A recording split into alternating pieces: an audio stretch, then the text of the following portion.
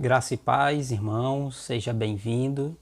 Nesse vídeo quero tratar sobre ansiedade e quero fazer lembrança a vocês sobre o texto de Filipenses capítulo 4, no verso 6, onde nos diz: Não andeis ansiosos por coisa alguma, pelo contrário, sejam os vossos pedidos plenamente conhecidos diante de Deus por meio de oração e súplica com ações de graça.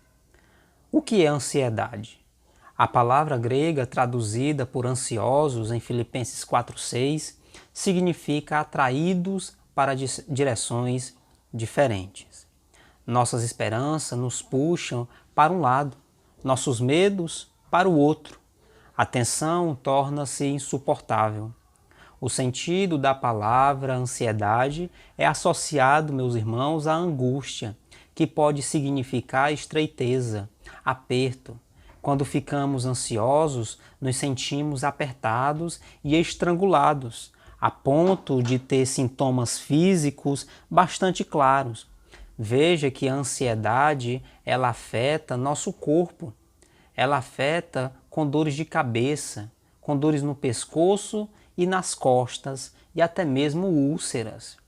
A preocupação afeta o raciocínio, a digestão e até mesmo a coordenação motora. Do ponto de vista espiritual, meus queridos, a ansiedade é constituída de pensamentos incorretos acerca de circunstâncias, pessoas e coisas. A ansiedade é a grande usurpadora da alegria. Poderíamos dizer que a ansiedade é o ladrão que mina, que rouba a nossa esperança e a nossa alegria. No entanto, não basta dizer a si mesmo: pare de se preocupar, pare de pensar nisso ou naquilo.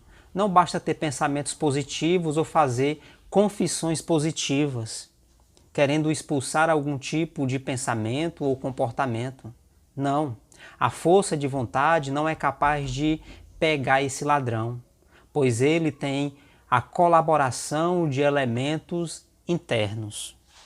Para vencer a ansiedade, é preciso ter mais do que boas intenções e confissões positivas. O melhor antídoto é descansar nas promessas de Deus.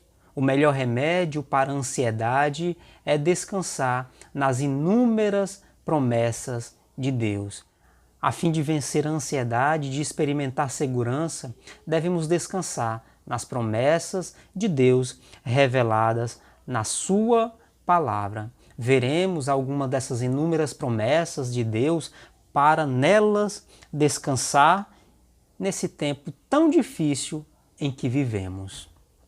O primeiro texto que eu quero ver com vocês é Isaías, capítulo 41, no verso 10, onde nos afirma e o próprio Deus nos consola com essas palavras: Não temas, porque eu sou contigo, não te assombres, porque eu sou teu Deus. Eu te fortaleço e te ajudo e te sustento com a minha destra fiel.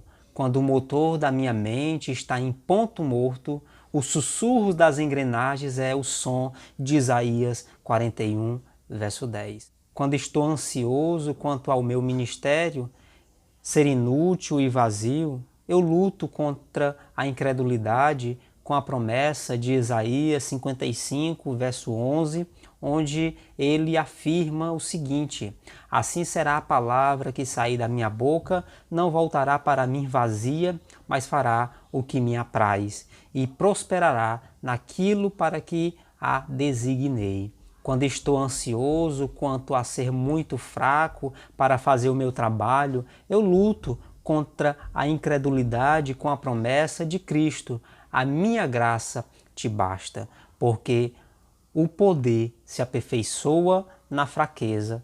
É essas palavras que ele consola o apóstolo Paulo na sua segunda carta, no capítulo 12, no verso 9.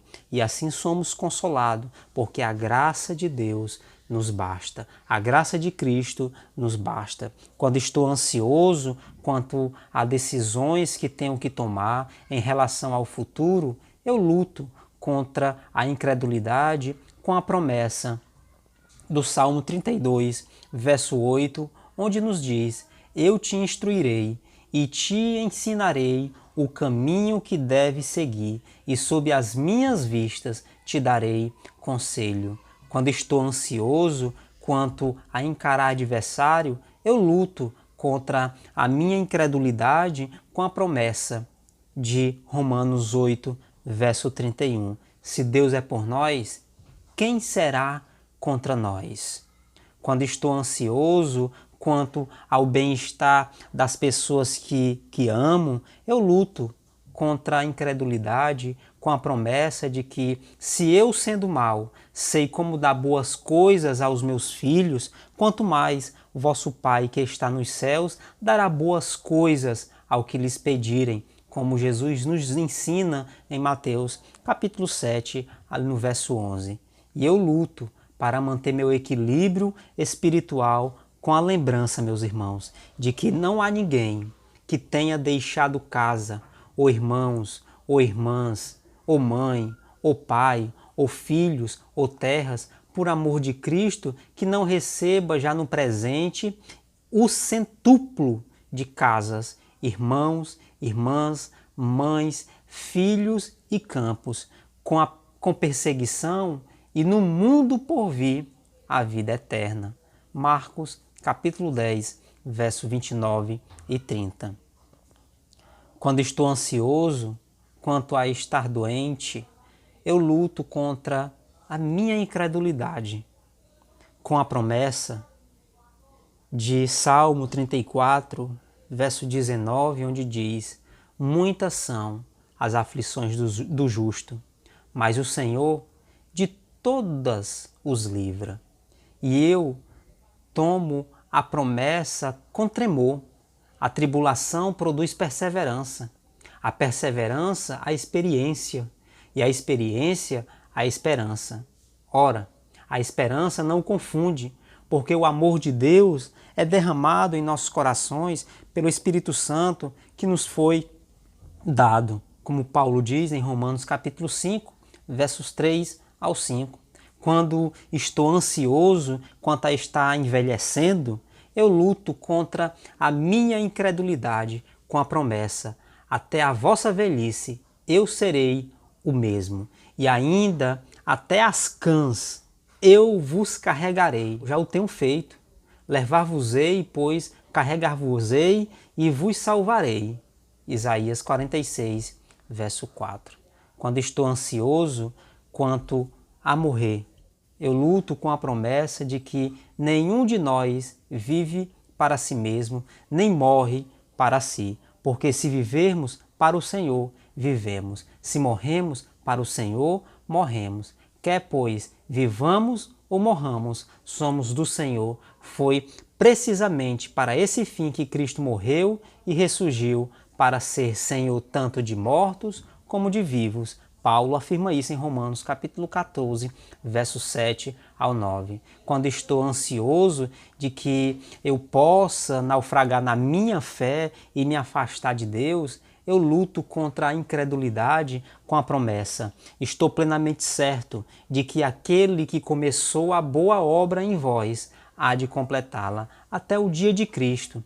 Filipenses 1, verso 6. E também pode salvar totalmente os que por ele se chegam a Deus, vivendo sempre para interceder por eles. Hebreus capítulo 7, verso 25. Esse é o modo de vida, meus irmãos, que eu ainda estou aprendendo. Enquanto estou na minha terceira década, façamos guerra, não contra outras pessoas, mas contra a nossa própria incredulidade. Ela é a raiz da ansiedade, a qual, por sua vez, é a raiz de tantos outros pecados. Por isso, liguemos os nossos limpadores de para-brisa e usemos o jato de água. E mantenhamos os olhos fixos nas promessas grandes e preciosas de Deus. Tome a Bíblia, peça ajuda ao Espírito Santo, coloque as promessas em seu coração e combata o bom combate. Deus em Cristo vos abençoe.